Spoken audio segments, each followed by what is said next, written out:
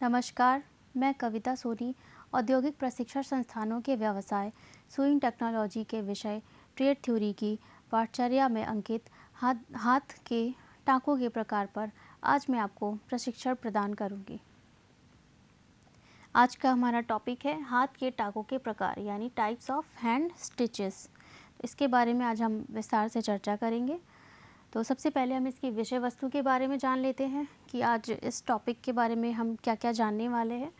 तो सबसे पहले हमारा परिचय यानी इंट्रोडक्शन, इसके बाद आता है हाथ के टाँकों का वर्गीकरण यानी क्लासिफिकेशन ऑफ हैंड स्टिचेस।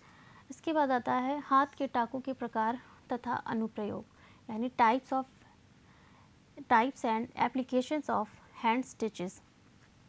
तो चलिए स्टार्ट करते हैं। सबसे पहले हम इंट्रोडक्शन यानी परिचय के बारे में बात करेंगे। तो जो स्टिचेस होते हैं वो मूलतः सुई की सहायता से निर्मित धागों का वह लूप होता है जो फैब्रिक के नीचे बनता है। यानी टाँके जो होते हैं वो कई प्रकार के होते हैं और वस्त्रों को सिलाई करने के लिए यानी जहाँ भी दो फैब्रिक्स के लेयर हैं उनको जोड़ने के लिए हमें टाँकों की आवश्यकता होती है तथा वस्त्रों में डिज़ाइन वगैरह बनाने के लिए भी टाँकों का प्रयोग किया जाता है। अब हम जानेंगे मूल जो हस्त टाँके होते हैं यानी हैंड स्टिचेस होते हैं उसकी क्लासिफिकेशन के बारे में। तो जो हमारे हैंड स्टिचेस होते हैं ये दो प्रकार के होते हैं। पहला है हमारा रचनात्मक टाँके यानी कंस्ट्रक्टिव स्टिचेस, दूसरा है हमारा सजावटी टाँके यानी डेकोरेटिव स्टिचेस। और जो हमारे रचनात्मक टाँके होते हैं ये भी दो प्रकार के होते हैं। पहला है हमारा अस्थायी टाँके यानी टेम्पररी स्टिचेस और दूसरा है स्थायी टाँके यानी परमानेंट स्टिचेस। तो इसके बारे में हम डिटेल में बात करेंगे। तो सबसे पहले हम जानेंगे हस्त टाँके यानी कि हैंड स्टिचेस क्या हैं। तो जो हस्त टाँके होते हैं वो सिलाई के आधार कहे जाते हैं क्योंकि टाँकों को सीखे बिना कोई भी व्यक्ति सिलाई कला में निपुण नहीं हो सकता है।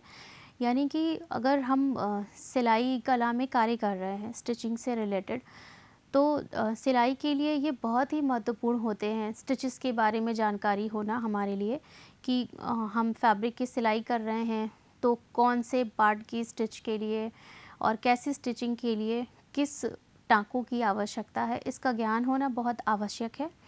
तो हम आगे जानते हैं कि ये दो प्रकार के होते हैं। पहला रचनात्मक यानी कि कंस्ट्रक्टिव स्टिचेस, दूसरा सजावटी टाँके यानी डेकोरेटिव स्टिचेस। तो हम सबसे पहले बात करेंगे रचनात्मक टाँके यानी कंस्ट्रक्टिव स्टिचेस के बारे में। तो कुछ टाँके जो होते हैं वो वस्त्र सिलने के बाद खोल दिए जाते हैं तथा कुछ वस्त्र की रचना करने की दृष्टि से ही लगाए जाते हैं। तो इस प्रकार वस्त्रों की रचना में प्रयोग होने वाले रचनात्मक टाँके कहलाते हैं। यानी वस्त्र की सिलाई के लिए हम जिन टाँकों का प्रयोग करते हैं वो रचनात्मक टाँके कहलाते हैं। अब दो कंडीशंस होती हैं कि सिलाई करते के बाद मतलब हम इसलिए कुछ टाँके लगाते हैं कि वस्त्र बनने के बाद हम उन्हें खोल देते हैं और हमें इसको खोलने की ज़रूरत क्यों पड़ती है। जैसे अगर हम लाइनिंग या इंटर लाइनिंग का यूज़ करके कोई गारमेंट बना रहे हैं तो उस लाइनिंग इंटर लाइनिंग को फिक्स करने के लिए हमें जो टेम्परेरी स्टिच होता है वो करना होता है और उसे हम सिलाई करने के बाद यानी पक्के टाँके लगाने के बाद खोल देते हैं। और कुछ स्टिचेस होते हैं जैसे हेमिंग वगैरह, तो उसका यूज़ हम वस्त्र बनने के बाद उसकी जो बॉर्डर्स होते हैं उनकी फिनिशिंग के लिए करते हैं। तो ये टाँके हमें खोलने नहीं होते हैं। तो अब इसी प्रकार दो भागों में इनको विभक्त किया गया है, अस्थायी टाँके और स्थायी टाँके।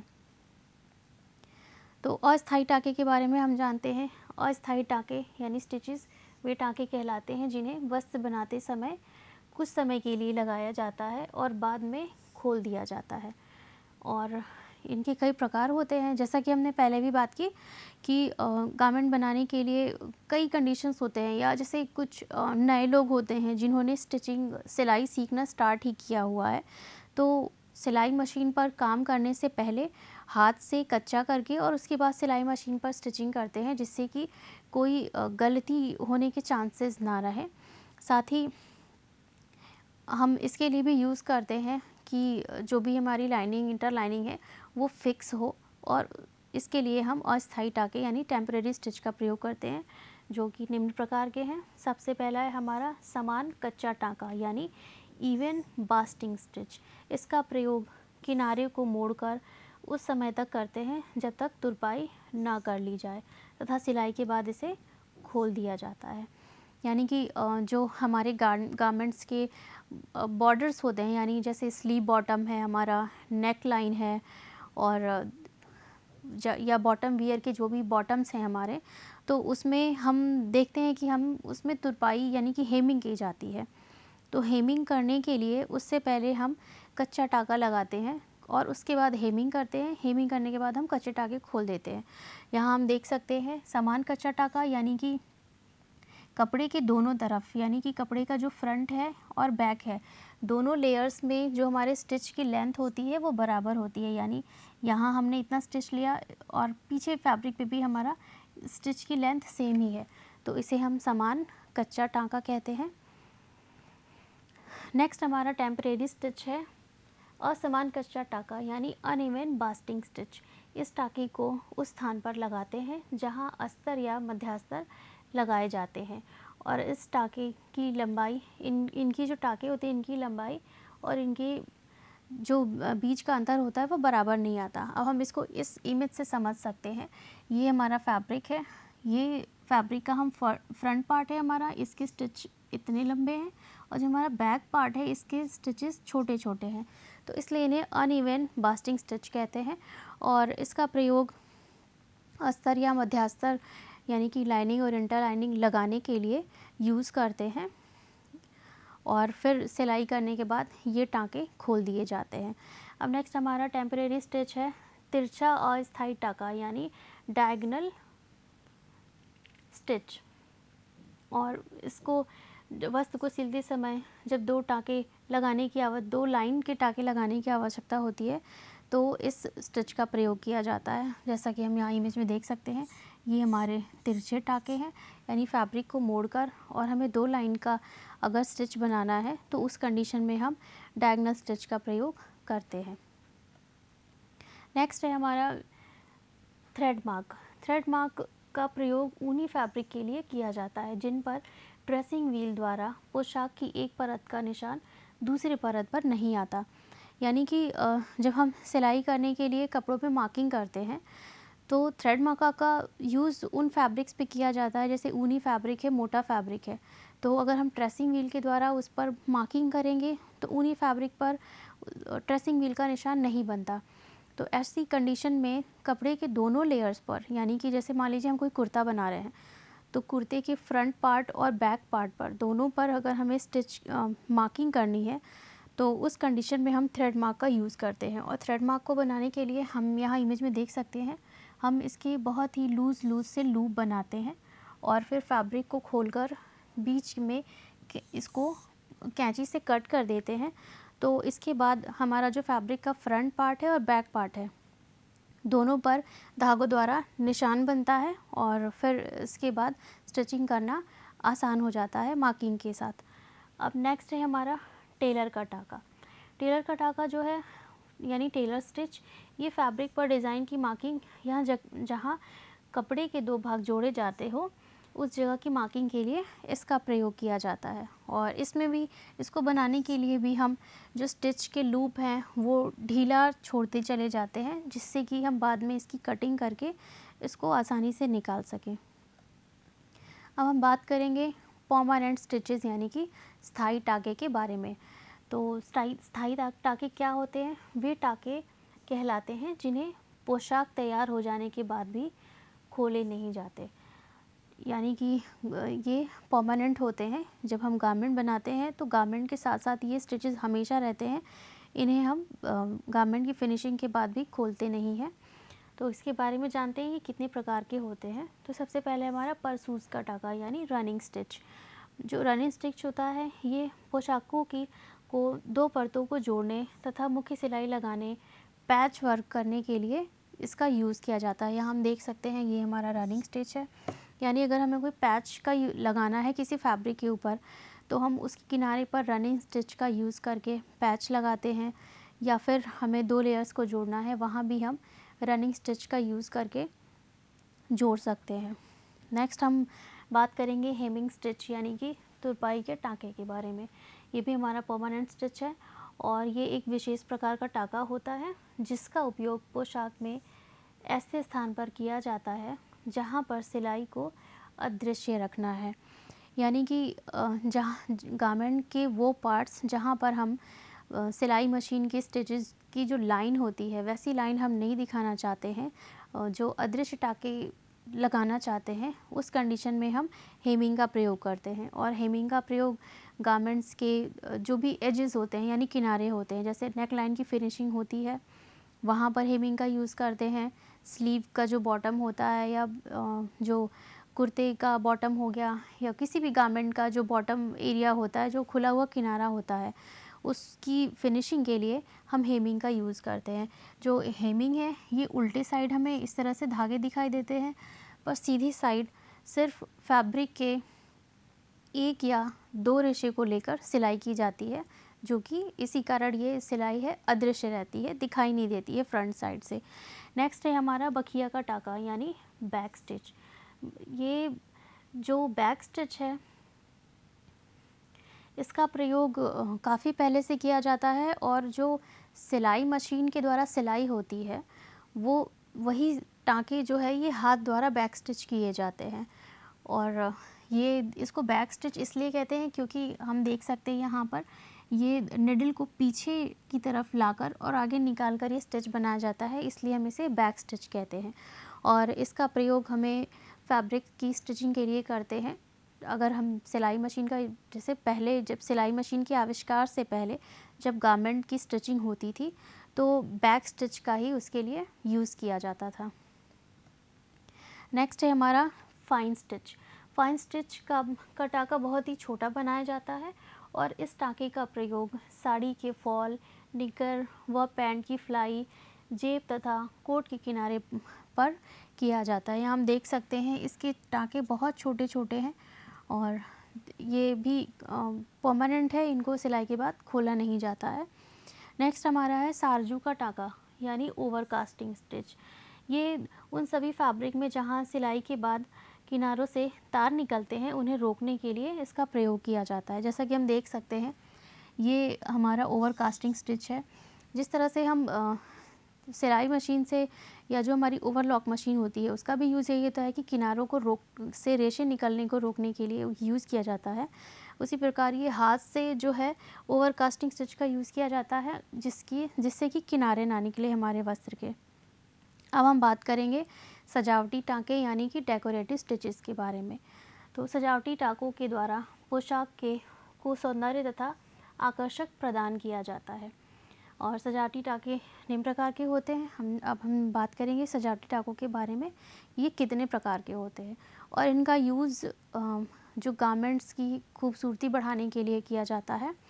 सबसे पहले हमारा जो सजावटी टाँका है वो है ब्लैंकेट स्टिच यानी कंबल टाँका। तो इस टाँके का प्रयोग कंबल के किनारों को मजबूती के साथ साथ सुंदरता प्रदान करने के लिए किया जाता है। अब जैसा कि नाम से ही हमें प्रतीत होता है, इसका नाम ही इसीलिए कंबल का टाँका, क्योंकि ये ब्लैंकेट के जो किनारे होते हैं, क्योंकि ब्लैंकेट काफ़ी मोटे होते हैं तो उनके किनारे लेयर उसका फ़ोल्ड करते हैं तो वो काफ़ी मोटा हो जाता है। तो इसलिए ब्लैंकेट के किनारों को बिना फ़ोल्ड किए और उसको फिनिश करने के लिए, जिससे उसके रेशे ना निकले, हम ब्लैंकेट स्टिच का प्रयोग करते हैं।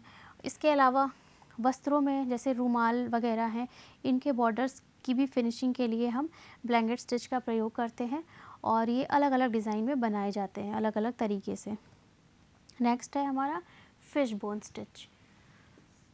फिश बोन स्टिच जो है इसका प्रयोग पोशाकों की सजावट के लिए किया जाता है और छोटी आकृति वाले जो डिज़ाइन होते हैं उनको भरने के लिए इसका प्रयोग किया जाता है। यहाँ और हम यहाँ देख सकते हैं ये हमारा फिश बोन स्टिच है। ये ऐसा प्रतीत दिखाई देता है, जो छोटे छोटे फ्लावर्स नहीं, जो छोटी छोटी पत्तियाँ होती हैं उनको भरने के लिए फिश बोन स्टिच का प्रयोग किया जाता है। नेक्स्ट हमारा डेकोरेटिव स्टिच है स्टेम स्टिच। स्टेम स्टिच का प्रयोग डिज़ाइन के अंदर महीन डंडियों को बनाने के लिए किया जाता है और इसे उल्टी बखिया के नाम से भी जाना जाता है और यह एक आउटलाइनिंग वाला टाँका है। यह हम इमेज में देख सकते हैं, ये इस डिज़ाइन में सिर्फ आउटलाइन ही बनाई गई है और इसका प्रयोग इसी स्टेम स्टिच का किया जाता है कि डंडियाँ या जो हमने फ्लावर पत्तियाँ बनाई हैं उसकी आउटलाइन में इसका प्रयोग किया जाता है। नेक्स्ट हमारा डेकोरेटिव स्टिच है हेरिंग बोन। हेरिंग बोन टाँका जो है इसका प्रयोग मेजपोश, रुमाल, बच्चों की पोशाकों के किनारों को सुंदरता प्रदान करने के लिए किया जाता है और यह टाँका एक्स के आकार का बनता है। यहाँ हम देख सकते हैं ये हमारे हेरिंग बोन स्टिच है, इसके द्वारा डिज़ाइन पत्तियाँ बनाई गई हैं और इसका प्रयोग मोटे फैब्रिक पर किया जाता है। अब हम आगे बढ़ते हैं और अब हम बात करेंगे चेन स्टिच के बारे में। और यह टाँका चेन की तरह दिखाई देता है, इसलिए इसे चेन स्टिच कहा जाता है और यह पोशाक पर बने डिज़ाइन की आउटलाइन के लिए प्रयोग किया जाता है। यहाँ हम देख सकते हैं ये हमारे चेन स्टिच है जो अलग अलग कलर्स में या अलग अलग धागों द्वारा बनाए गए हैं। तो अगर हमें पतले चेन स्टिच की ज़रूरत है तो हम कॉटन या सिल्क धागे का प्रयोग करते हैं, मोटे स्टिचेस की ज़रूरत है तो हम ऊनी धागों का प्रयोग करते हैं और इसका प्रयोग हम जो भी डिज़ाइन बना रहे हैं, एम्ब्रॉयडरी कर रहे हैं, उसकी आउटलाइन के लिए किया जाता है। नेक्स्ट हमारा डेकोरेटिव स्टिच है क्रॉस स्टिच। ये भी काउंटेड थ्रेड एम्ब्रॉयडरी वर्क के नाम से जाना जाता है क्योंकि यह टाँका सूती व कैसमेंट आदि फैब्रिक पर अधिक बनाया जाता है और ये टाँके DMC व एंकर के धागों से बनाए जाते हैं।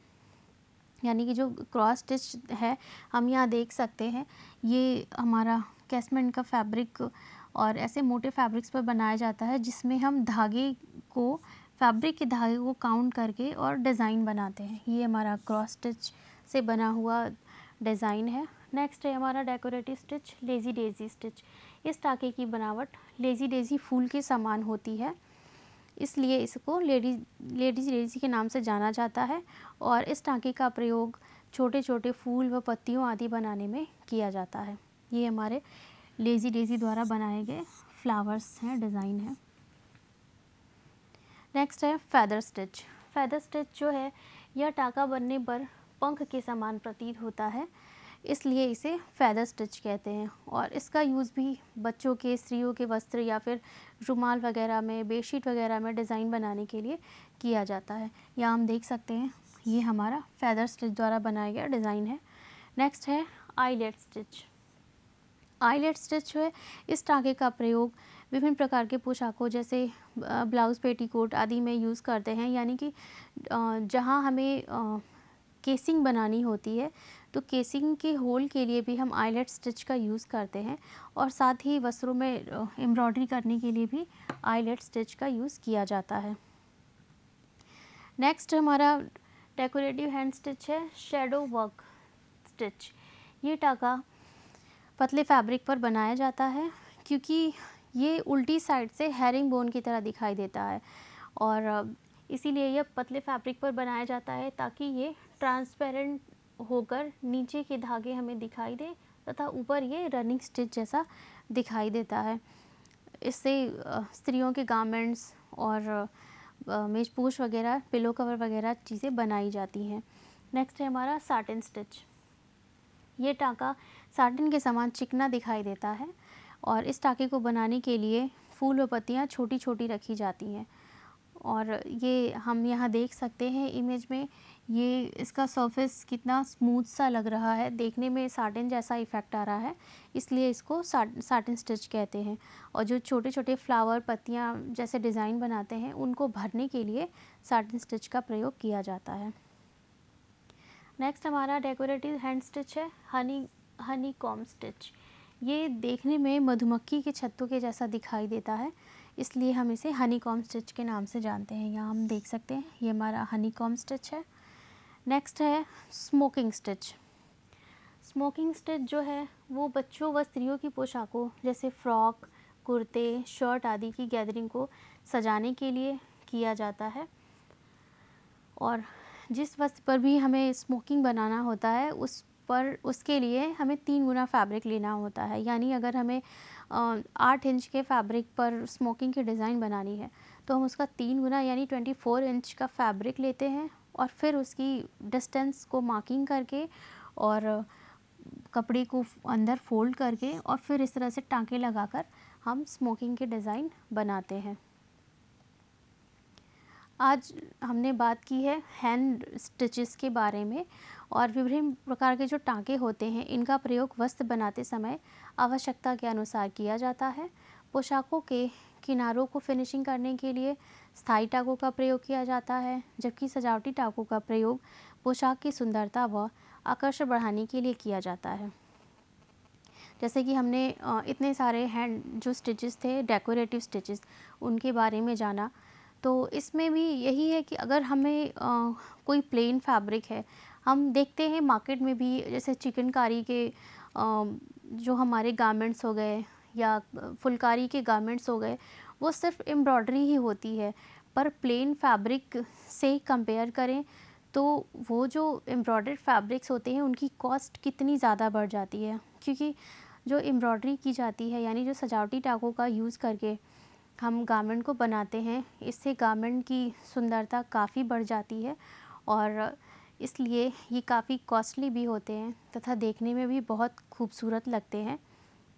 अलग अलग धागों का प्रयोग करके, यानी जो हमें डेकोरेटिव स्टिचेस बनाने होते हैं इसके लिए हम ज़्यादातर सिल्क के धागों का यूज़ करते हैं। साथ ही साथ हम रियॉन थ्रेड का यूज़ करते हैं एम्ब्रॉयडरी करने के लिए, कॉटन थ्रेड का यूज़ करते हैं और जो मोटे फैब्रिक्स होते हैं जैसे वुलन फैब्रिक हैं, इन पे अगर हमें डेकोरेटिव स्टिच बनानी हो तो उसके लिए हम मोटे जैसे ऊनी जो धागे होते हैं उनका यूज़ करके हम जो फैब्रिक्स गारमेंट्स होते हैं उस पे एम्ब्रॉयडरी करते हैं। और जो हमारे रचनात्मक टाँके होते हैं, यानी कि जो कंस्ट्रक्टिव स्टिचेस हैं, जैसे हमारा परमानेंट स्टिच है या टेम्परेरी स्टिच है, इनका प्रयोग करके भी हम वस्त्रों की सिलाई करते हैं। जैसे कच्चा टाँका है, कच्चे टाँके का प्रयोग हम उस कंडीशन में करते हैं जहाँ हमें सिलाई करने के बाद उस सिलाई को खोलना होता है, यानी कि पक्की सिलाई करने के बाद हम उसको खोल देते हैं। जैसे हमें लाइनिंग लगानी है, इंटर लाइनिंग लगानी है, उसको फिक्स करने के लिए हम कच्चे टाँके का प्रयोग करते हैं। या जो हमारे बॉर्डर्स होते हैं, यानी जो हमारे गारमेंट की किनारियाँ होती हैं, उनको बनाने के लिए भी हम कच्चा टाँका लगाते हैं। फिर उसके बाद हम तुरपाई करके और उसको हम फिनिश करते हैं। और जो डेकोरेटिव स्टिच होते हैं उनमें अपनी इच्छा के अनुसार अलग अलग कलर्स का यूज़ करके, अलग अलग कलर कॉम्बिनेशन का यूज़ करके हम अच्छी अच्छी डिज़ाइन बनाकर वस्त्र को काफ़ी कीमती और आकर्षक बना सकते हैं। प्रस्तुत संदर्भ जो है, आज हमने जिस टॉपिक पे बात करी हैंड स्टिचेस यानी कि हस्त टाकों के बारे में, ये संदर्भ हमने गायत्री वर्मा द्वारा लिखित पुस्तक कटिंग टेलरिंग कोर्स तथा मानसी अग्रवाल द्वारा लिखित ड्रेस मेकिंग थ्योरी पुस्तक से प्राप्त किया है। आज मैंने आपको हस्त टाकों के बारे में प्रशिक्षण प्रदान किया है। आशा है यह प्रशिक्षण भविष्य हेतु मददगार होगा। धन्यवाद।